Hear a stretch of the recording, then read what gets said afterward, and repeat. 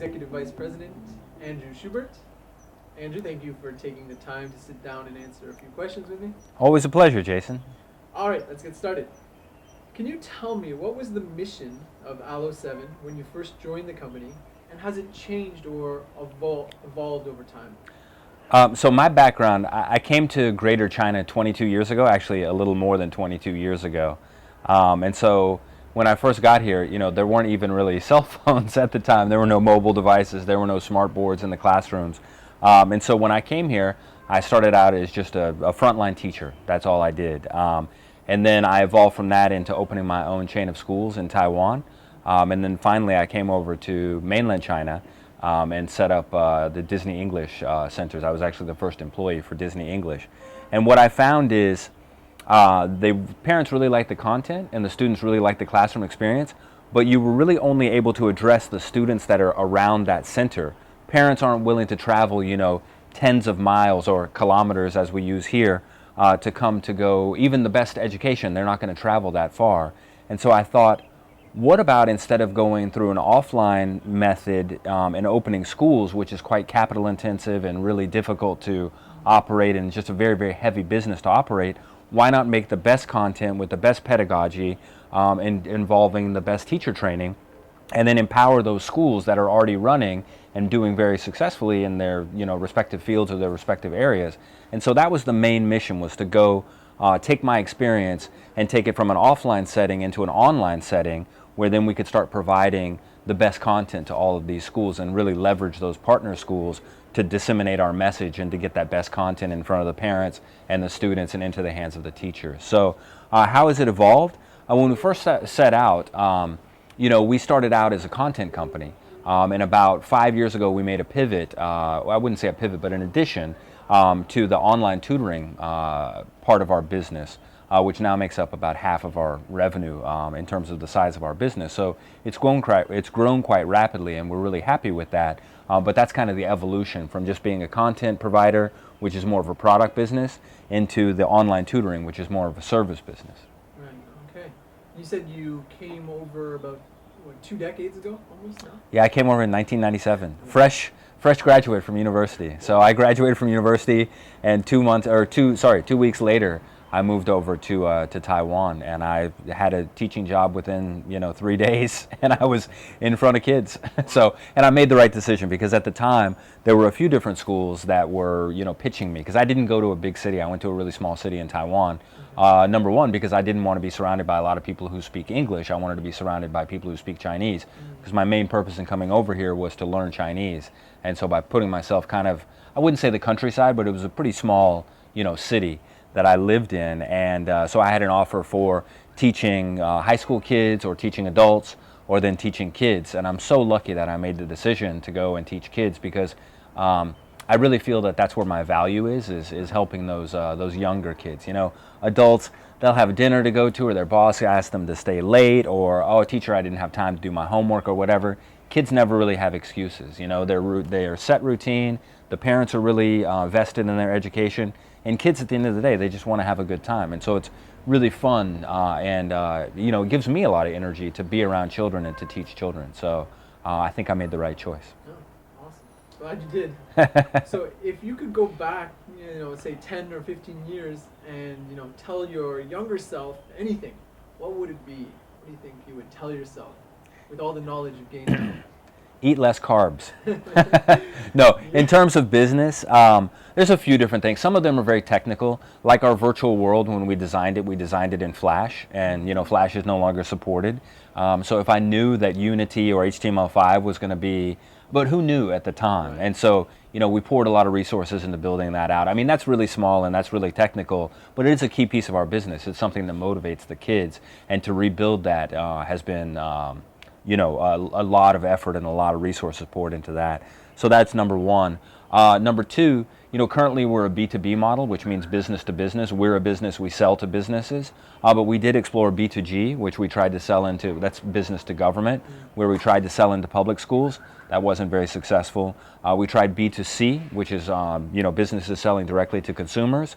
And at the time, we didn't think it was successful, because we only had a sell-through rate of like 1.5%. So for every 100 people who signed up, only one signed up to receive information about us or signed up for our website, only 1.5 would actually become a paying customer. And we thought that was quite low. But actually, if you go look in the industry, that's a pretty healthy number, or at least an industry average kind of number. But we didn't think so at the time. So I wish we would have been able to settle on the B2B model earlier on, so that we could really empower those schools. Because at first, like I said, we wanted to create the best content and then give that to the students through our virtual world and through our apps.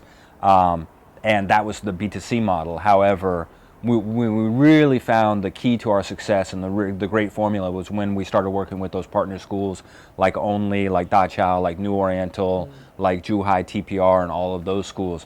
That's when our business really took off. And so had we found that a few years earlier, I think we would have a much better lead. And probably, the trend to do the online teaching piece, I was quite reticent at the beginning. I didn't want to do it because to go from a product business where you control everything and then you just put it out in the market to go into a service business, which service business is a completely different animal.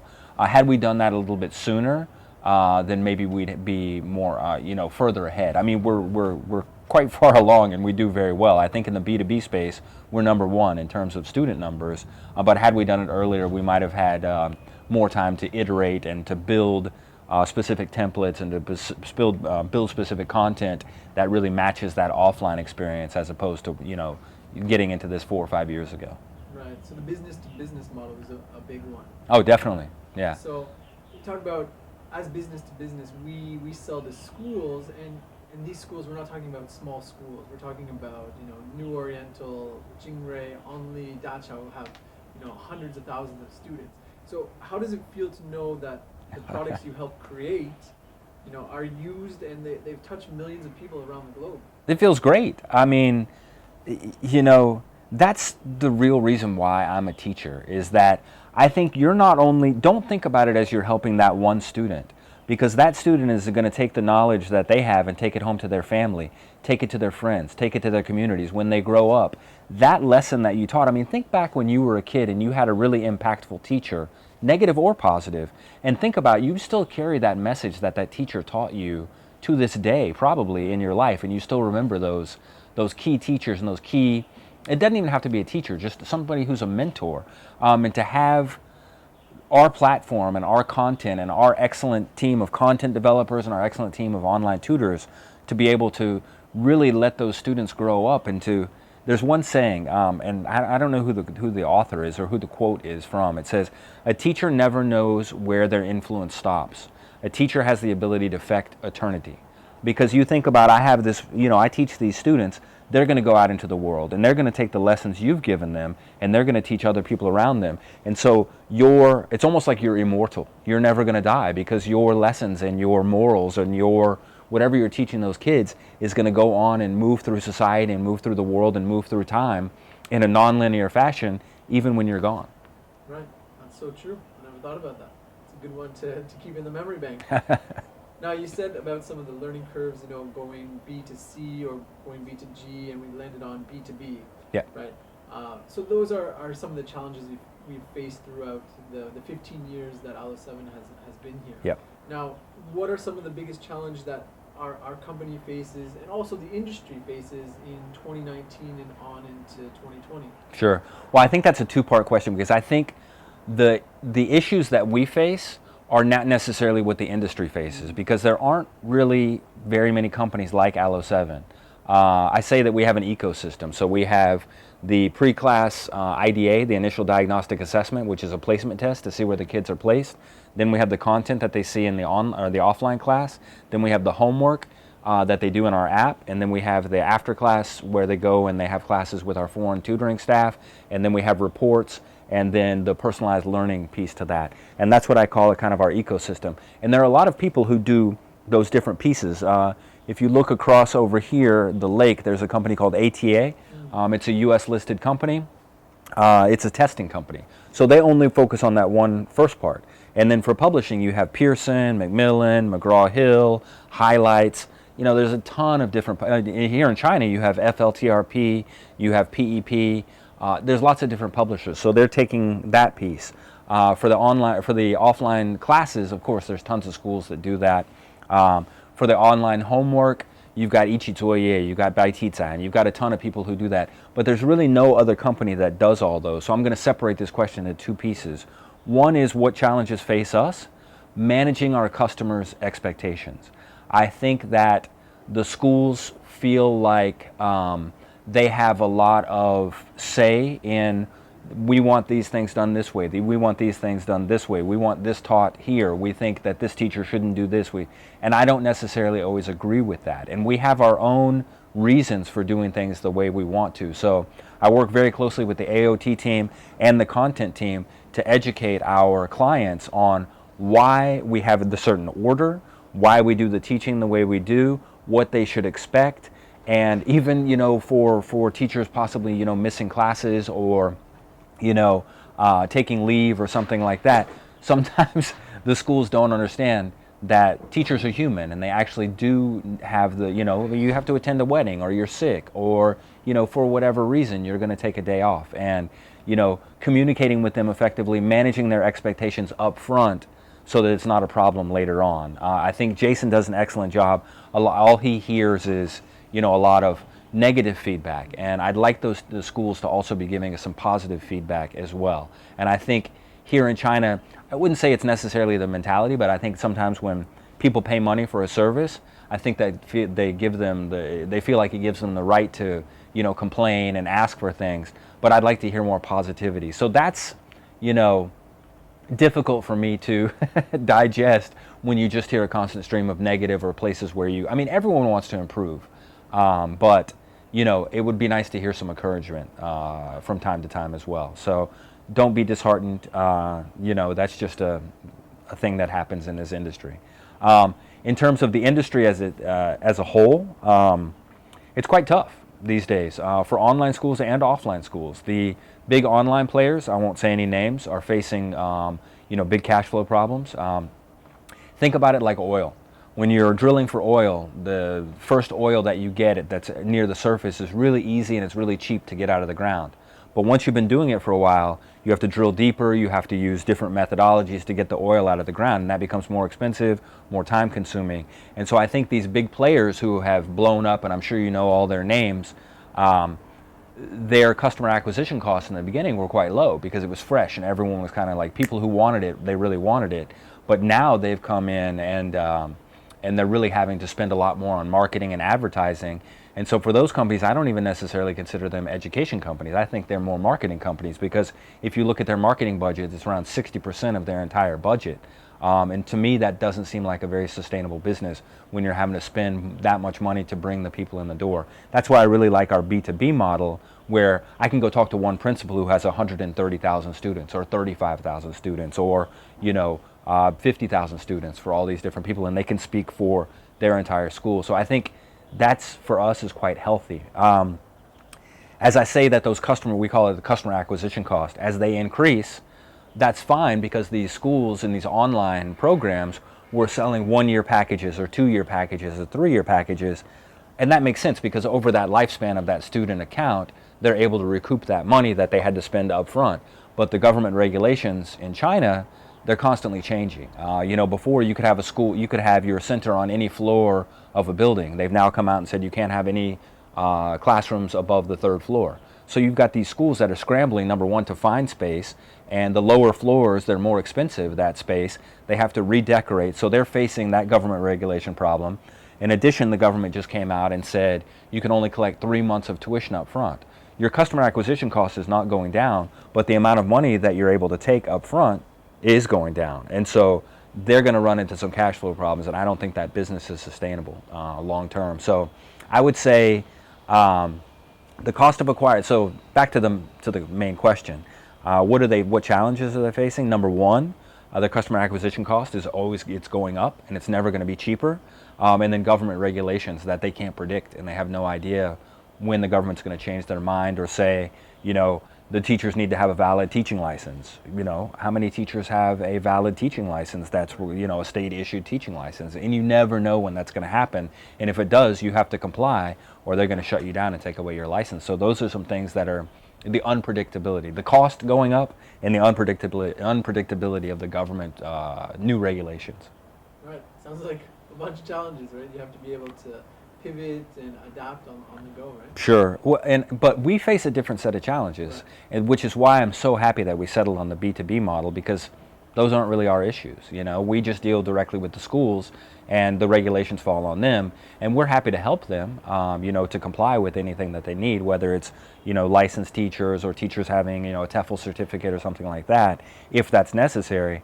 But at the end of the day, the acquisition cost of the customer, that doesn't really fall on us, so we're not in any danger of that. So I think our business, while the growth isn't like explosive like it is with a B2C, where you can put something out and it's viral and everyone jumps on board, we're very stable, very healthy, and the business is very sustainable. Right.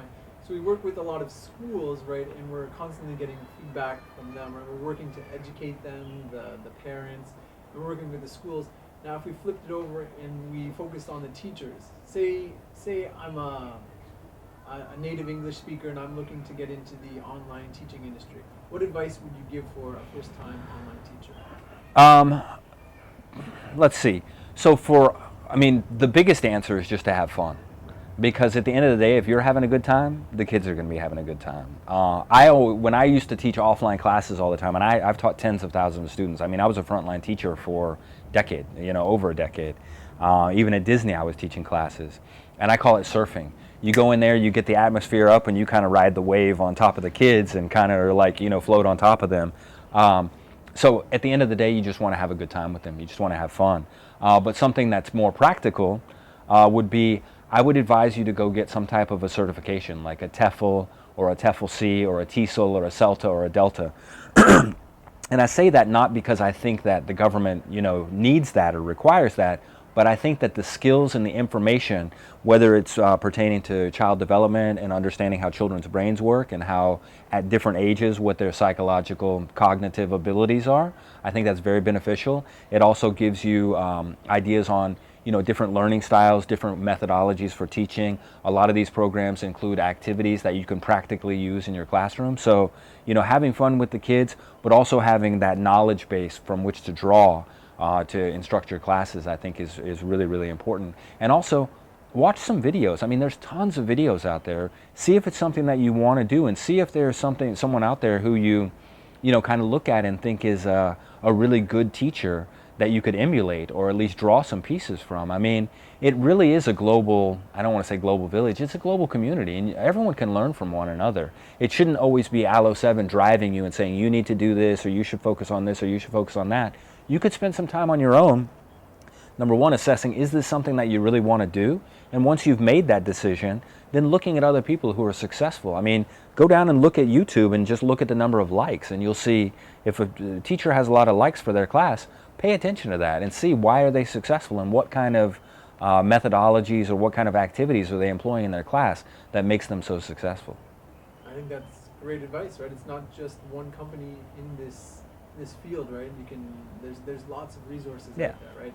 YouTube and Google are great For resources. For sure. All right, thank you very much for answering all those questions. I think the viewers will be very satisfied. Thanks a lot. Great. Thank you guys very much. We couldn't do it without you. We really appreciate all of your hard effort and all of your hard work in making ALO7 as successful as it is. And we look forward to many more successful days to come. See you later. We're ALO7, we're singing it out. We're teaching leaders, we're teaching lessons.